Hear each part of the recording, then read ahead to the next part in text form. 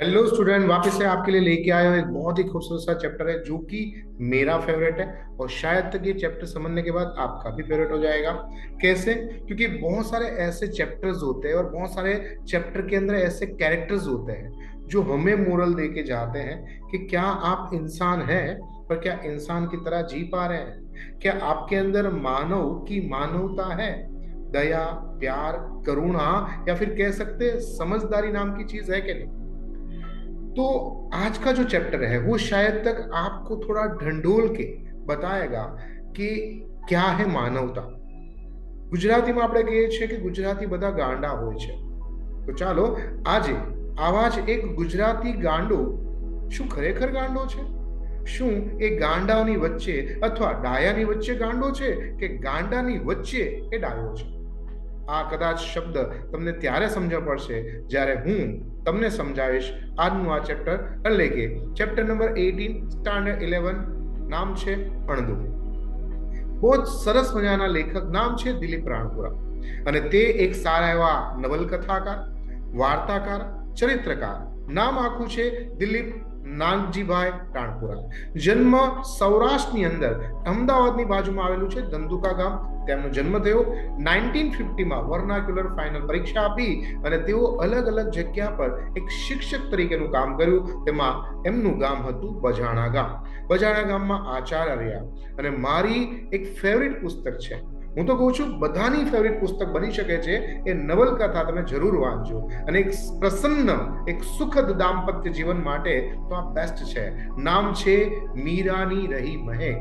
આ સર્વશ્રેષ્ઠ પુસ્તકમાંનું એક છે જે હંમેશા મને ગમે છે, અને હું બધાને કહું છું કે જીવનમાં આ પુસ્તક જરૂર વાંચવું જોઈએ। અનેક પુસ્તકોની અંદરનું આજનું આ ચેપ્ટર એટલે કે અણદો સાહિત્ય પ્રકાર છે રેખાચિત્ર। જ્યારે કોઈ એક વ્યક્તિને વધારે લાંબા તરીકે નહીં પણ ટૂંકી અને ટચ બાબતમાં જ્યારે સમજાવવામાં આવે તો એને રેખાચિત્ર અથવા ચરિત્ર નિબંધ કહેવાય। વાત ત્યારની છે જ્યારે આપણા લેખક મહોદય એટલે કે દિલીપ રાણપુરાજી બજાણાની અંદર નવા રહેવા ગયા હતા। પત્નીનું નામ સવિતાબેન, તેમની સાથે અહીંયા રહેવા ગયા અને ત્યાં તેમણે પહેલી વખત આ અણદા નામના વ્યક્તિને જોયો, જાણ્યો, અને તેને જીવનની અંદર સ્વચ્છતાની જે બાબત છે એ અહીંયા એક શબ્દ દ્વારા બતાવી છે, દાનેશ્વરી કર્ણની જેમ તેને અહીંયા ખાસ કરી છે। તો ચાલો સમજીએ આજનું ચેપ્ટર, નામ છે અણદો। અવાજ પર છે અણદો આવ્યો, ભાગો ભાગો, અણદો આવ્યો। આ બૂમ સાંભળતા જ મેં મારી બારી બહાર આમ નજર કરી। શેરી એટલે ગલી હતી, તેમાં કોઈ દેખાણું નહીં। શોર ચાલુ હતો, અણદો આવ્યો। મારા મનમાં કુતૂહલ જાગી ગયું, આશ્ચર્યચકિત થઈ ગયો કે આ કોણ હશે અણદો? કેવો હશે અણદો? શા માટે આ લોકો બધાને અણદો નામથી સંબોધિત કરી રહ્યા છે? આ કોણ હશે? નામ પરથી મારા મનની અંદર એક કલ્પના જાગૃત થઈ કે કદાચ એ આવો હોવો જોઈએ। તેના ચિત્ર આ પ્રકારે મારા મગજમાં થયું કે કદાચ એના કપડા મેલા ઘેલા અથવા ફાટેલા ચિત્રેહાલ અવસ્થામાં હશે। વાળ તેના લટુરિયા હશે, ગંદા ગોબરા હશે, અને ચામડી ઉપર અલગ અલગ પ્રકારના કીચડના, માખીના, મચ્છરના એવા કોઈ પણ પ્રકારના ગંદા દર્દ હશે અથવા માટીના લેપ હશે। શરીર એકદમ કુશકાય શરીર હશે અને બધાને જોઈને ચીડાતો હશે, ઉશ્કેરાતો હશે, અને કદાચ ગાળો પણ બોલતો હશે।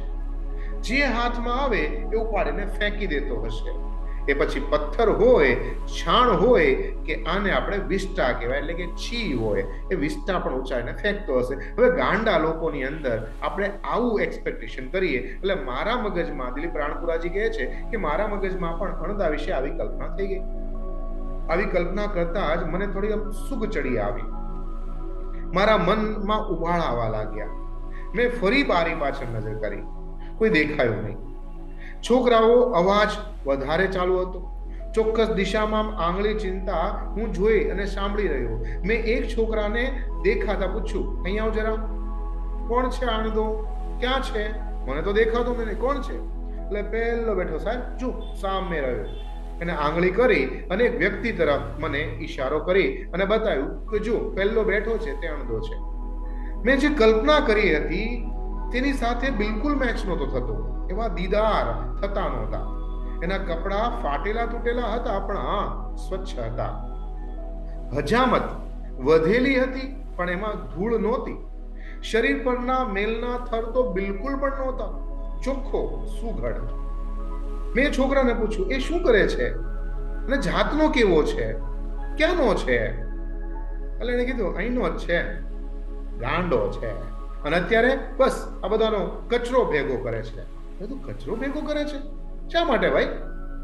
અરે તો અમને ખબર નથી સાહેબ, પણ જ્યારે ગામમાં આવે ને ત્યારે આખી રાત આ ગામમાં સાફ સફાઈ કરે.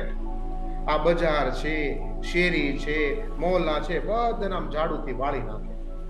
ગામમાં ક્યાંય કચરો ના રહેવા દે, એવો આ છે. એટલે મેં કીધું, અચ્છા, તો પછી એ આપણે ગામની ગ્રામ પંચાયત જે છે તેમાં કામ કરતો છે, શું પંચાયત એને પગાર આપે છે? મેં ઈરાદાપૂર્વક થોડો આડો સવાલ કર્યો કે હું એને સમજી શકું. ના ના સાહેબ, ગાંડાને કોણ પગાર આપે?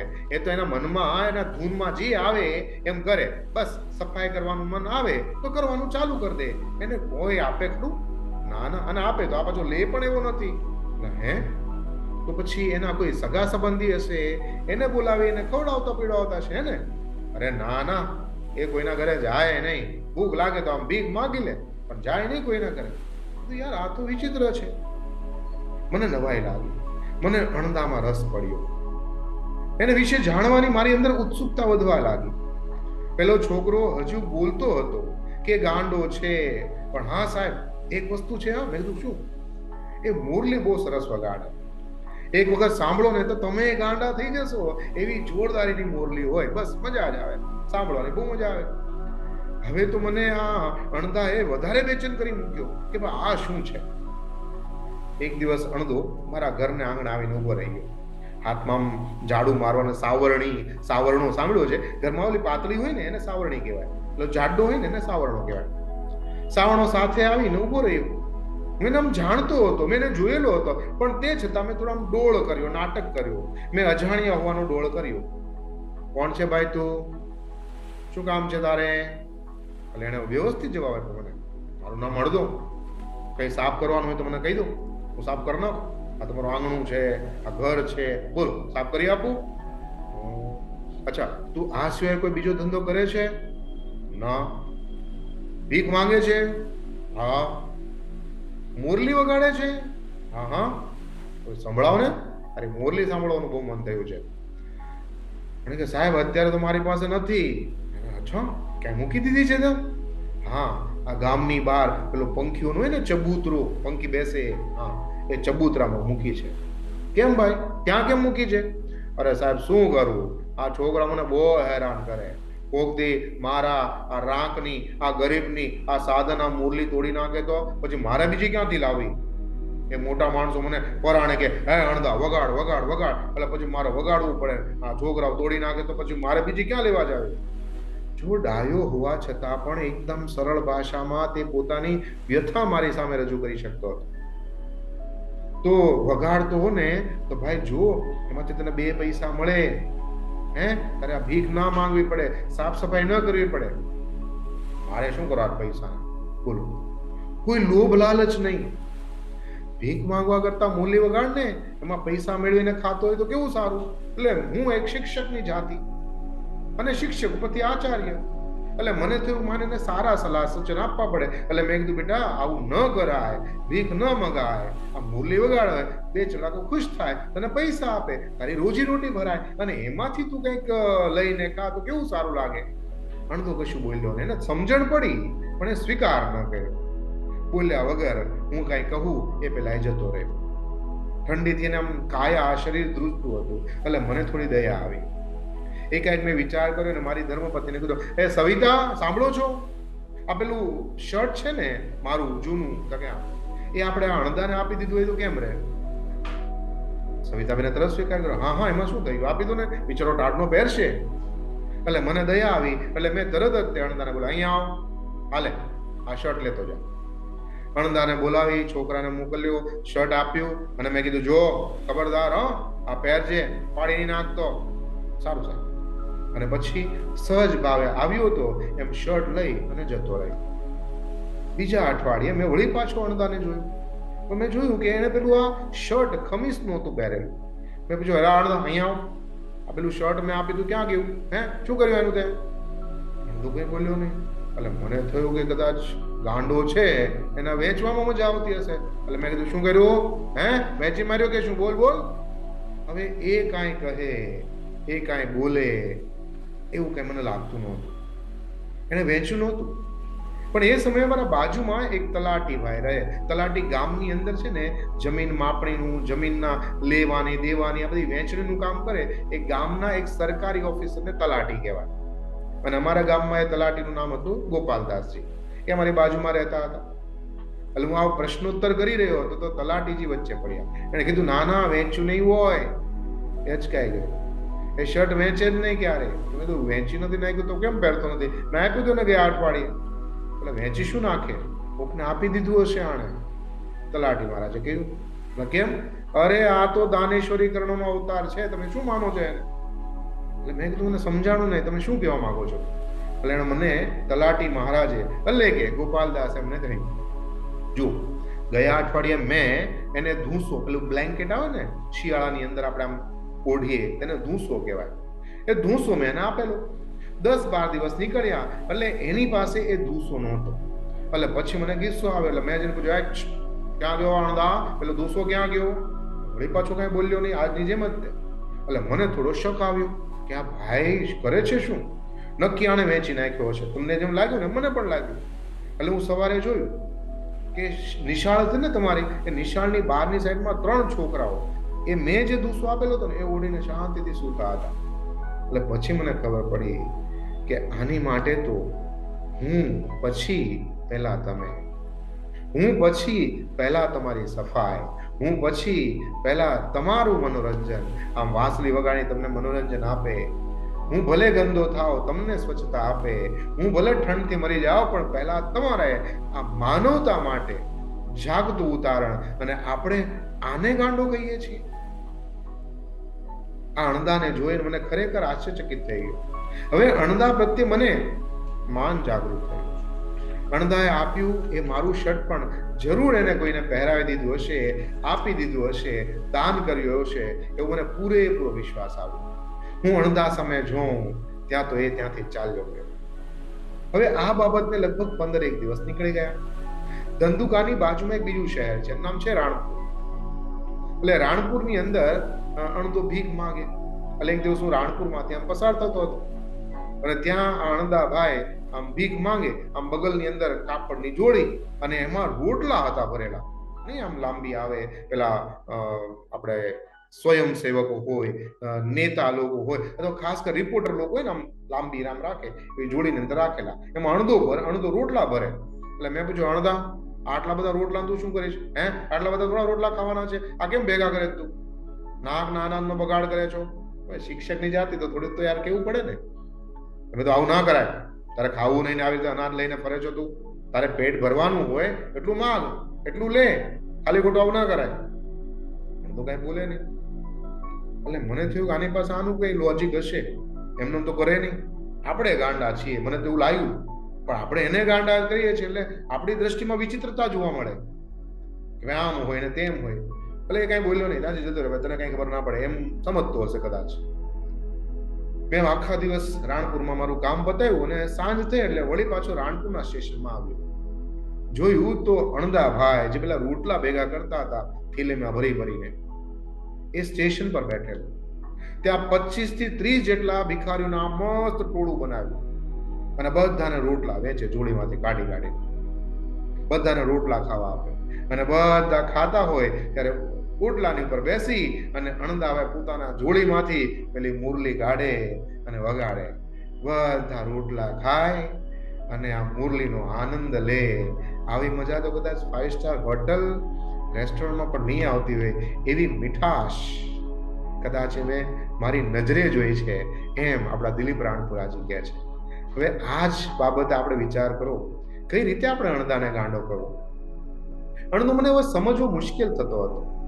ગામ લોકો એને ગાંડો કહે, કુટુંબીઓ એને ગાંડો ગણે અને ઘરમાંથી કાઢી મૂકે. છોકરા એની પાછળ ધૂળ ઉડાડે, કાંકરા ફેંકે, બૂમ પાડે, ગાળો દે અને અણદો ચીડાય પણ નહીં. તો ગાંડા કોણ? ગામના લોકો, કુટુંબીજનો, એ બાળકો કે આપણે?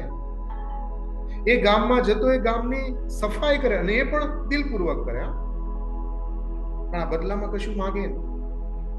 અણધો મારા માટે ખરેખર એક કોયડો, એક પઝલ જેવો થઈ ગયો. એક દિવસ વળી પાછો હું અણદાને મેં જોયો, ટ્રેનમાં જતો હતો અને ટ્રેનની અંદર ક્યાંક બેઠેલો મને જોવાઈ ગયો. ત્યાં પણ ટ્રેનની અંદર ડબ્બા સાફ સફાઈનું કામકાજ ચાલુ એમ. એટલે મેં વળી પાછું અણદાને જોયું, ઓળખી ગયો, એ પણ મને ઓળખી ગયો, હું ઓળખી ગયો. અહીંયા આવો, અહીંયા આવો, અણદો આવી ગયો. અહીંયા આવો, બેસ, મારી બાજુ બેસ. મારી બાજુ બેસાડે. પછી મેં પૂછ્યું, શું કરે અહીંયા તું? હે, તું ભીખ માંગી છે ને અહીંયા? હે, બોલ, તું ભીખ માંગીને નો કહે તો ન ચાલે? એને વળી પાછું કન્ફ્યુઝન થયું. બોલા પાછું તો શું કરું બોલો? એટલે મેં કીધું યાર મહેનત કર, મહેનત કરીને તારે કમાવું જોઈએ. મહેનત કરી શકે છે, તારું શરીર કેટલું સારું છે. હે, આ મુરલી વગાડ, તારી પાસે કેવો ભગવાને સરસ કસબ જાદુ કલા આપી છે, એને વગાડ. આ તારું પેટ ભરે એટલે તો પૈસા કમાય જ જઈશ, તારે ભીખ ન માંગવી જોઈએ. એમ તો વળી પાછો મૂંઝવણમાં આવી ગયો કે ભાઈ વાત તો સાચી છે આની. આજે ડાયો ગાંડા ને કે ગાંડો ડાયાને શિખામણ આપતો હતો.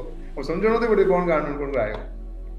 અણદાએ મને વચન આપ્યું, સારું ચાલો, હું આજ પછી ભીખ નહીં માંગુ. બોલ, વચન આપીશ મને? સારું, નહીં માંગુ સાહેબ. અણદો આવેશમાં આવી ગયો અને થોડી વાર અટકીને બોલે, પણ સાહેબ, તો કે હા બોલ, હું મારી માટે ભીખ નહીં માંગુ, પણ બીજાને માગે તો માગી શકું ને. બસ જવાબ, હું બીજાની માગે માંગુ તો શું વાંધો તમને? સાહેબ બીજાને ભીખ માંગુ, કોઈ દિન દુખ્યા, કોઈ રોગી હોય, દોગ્યું હોય, ભૂખ્યું હોય, તરસ્યું હોય, નાગો ભૂગો હોય, બસ એની માટે તો માંગવા દો યાર સાહેબ. નહીં, એને કીધું, જે તે મને વચન આપ્યું છે, તું મહેનત કર, તારી જાતને ઘસી નાખ, પણ ભીખ નહીં માંગ. બીજા દુમદુખ્યાને મહેનત કરી અને તું તારું જે આ વાત છે એને ત્યાં સુધી પહોંચાડ. આ દુનિયામાં શા માટે ભીખ માંગવી જોઈએ? તું શીખેલો છો, સમજેલો છે, તો કરને એવું. એ મૌન રહ્યો. રાણપુર આવતા ઉતરી ગયો તરત જ. ત્યાર પછી એકાદ મહિના પછી વળી પાછો એ ધંધુકાની અંદર મને દેખાવ. ધંધુકાનું જે railway station, sorry ST stand છે, બસ સ્ટેન્ડ, ત્યાં ગામમાં મજૂરી કરતો મેં જોયો. મજૂરી કરતા સમય વળી પાછો એનું કામ, સફાઈનું કામ ચાલુ. રાતના થાક્યા પાક્યા મુરલીના સુરમાએ લીન થઈ અને મસ્ત પોતાના આત્માના આનંદ મેળવે એવી એને મજા આવતી. મજૂરીમાંથી જે કંઈ પણ પૈસા મળે ને એ પોતાના પેટ પૂરતું ખાય અને પછી વધેલા પૈસા હોય એમાંથી શીંગ, ચણા, મમરા લઈ આવે અને જે પણ સાધુ સંતો હોય, ભિખારીઓ હોય, એને પોતાની મહેનતથી કમાયેલા એ શીંગ, દાણા, ચણા, મમરા વેચે. પણ સાહેબ છેલ્લા 13 વર્ષથી મેં અણદાને જોયો નથી. જો તમને ક્યાંક મળે ને તો મને જરા કહેજો. આ દુનિયામાં ઘણા બધા આવા અણદા છે. હું તો કહું છું આપણે છે ને અણદા કરતા પણ ખરાબ છીએ. બોલો આમાં તમે કે હું કોણ ગાંડા? તમે કે હું કોણ ડાયા? સમજણ નથી પડતું, પણ સમજવા જેવી બાબત જરૂર છે. લખેલા છે વાત એક માણસની, અને આ પુસ્તકમાંથી આપણા સરસ મજાના લેખક એટલે કે દિલીપ રાણપુરાજીએ આપણા હૃદયને સ્પર્શ કરી જાય તેવી બાબત આ ચરિત્ર નિબંધ દ્વારા કીધી છે. આશા કરું છું તમને ખૂબ જ સારી લાગી હશે. જો લાગી હોય તો મને કમેન્ટ્સ જરૂર કરજો. સારા વ્યક્તિ સુધી પહોંચાડવાની જરૂર કોશિશ કરજો. ત્યાં સુધી મને આજ્ઞા આપો. મારો દોસ્ત, તમારો મિત્ર, તમારો ગુરુ Mahendra Joshi. Thank you very much.